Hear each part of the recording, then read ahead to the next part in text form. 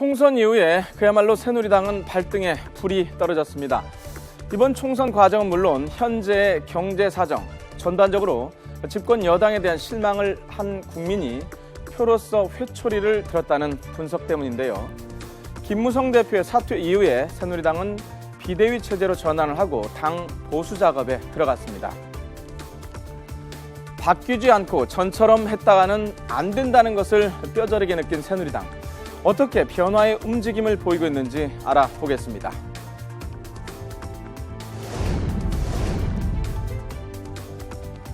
새누리당이 위기에 빠져 있기 때문에 좌고 우면하지 않고 바로 복당하기로 결심한 것입니다. 총선이 끝나고 새누리당이 참담한 성적표를 받아들였습니다. 이에 따라서 탈당 후에 무소속으로 당선된 안상수 당선인은 무소속 당선인 중에 처음으로 당으로 복당하겠다는 의사를 이렇게 밝혔습니다.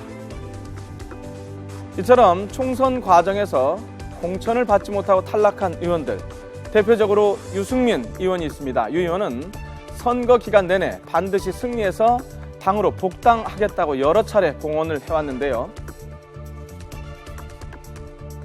여러분들과 함께 다시 반드시 이겨서 우리 집으로 다시 안방에 들어가서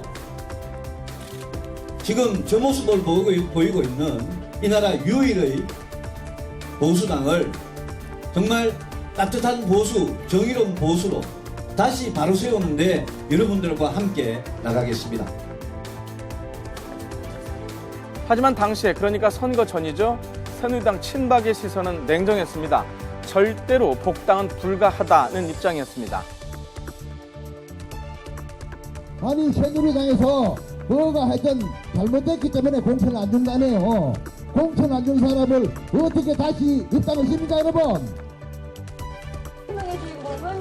그렇지만 총선 결과 뚜껑이 열리고 원내체 1당의 자리를 야당에 빼앗기고 나니까 절대 복당은 없다던 새누리당의 입장은 바뀌었습니다. 무소속 당선자 입당과 관련해서는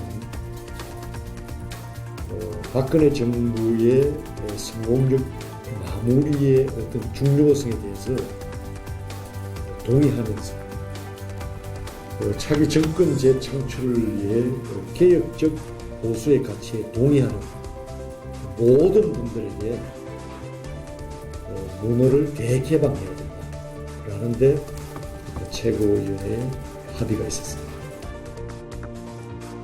앞서 복당 불가를 가장 강력하게 외친 최경환 의원. 오늘 새누리당 경북도당 선대위 해단식에서 복당과 관련된 질문에 이렇게 대답을 했는데요.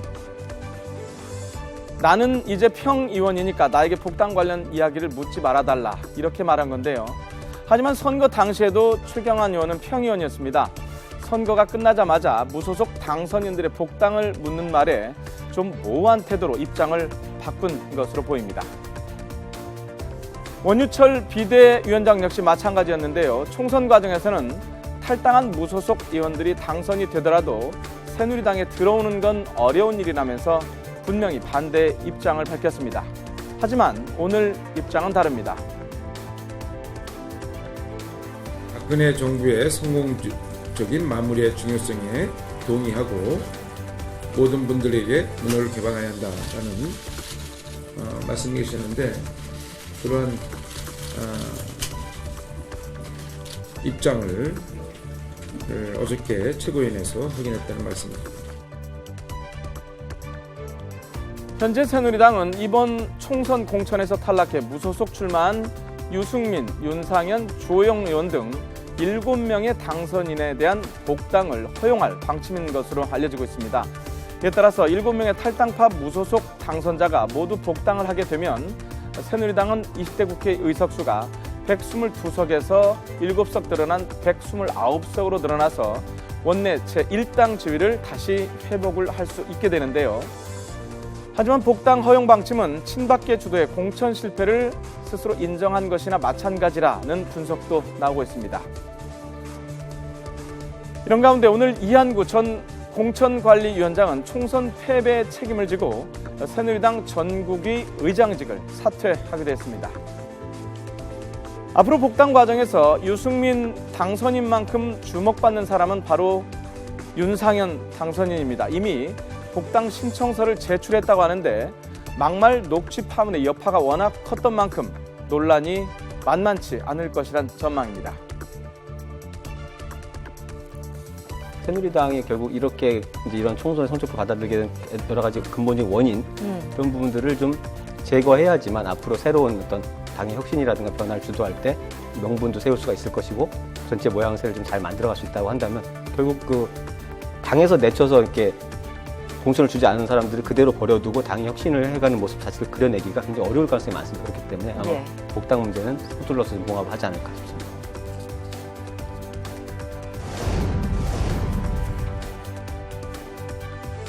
삼당 체제로 국회는 운영될 수밖에 없고 일방 통행식의 국회 운영은 사실상 어렵습니다. 이제 끊임없이 서로 대화하고 타협하고 협상해 나가는 이런 협치의 정치 시대가 변하게 됐고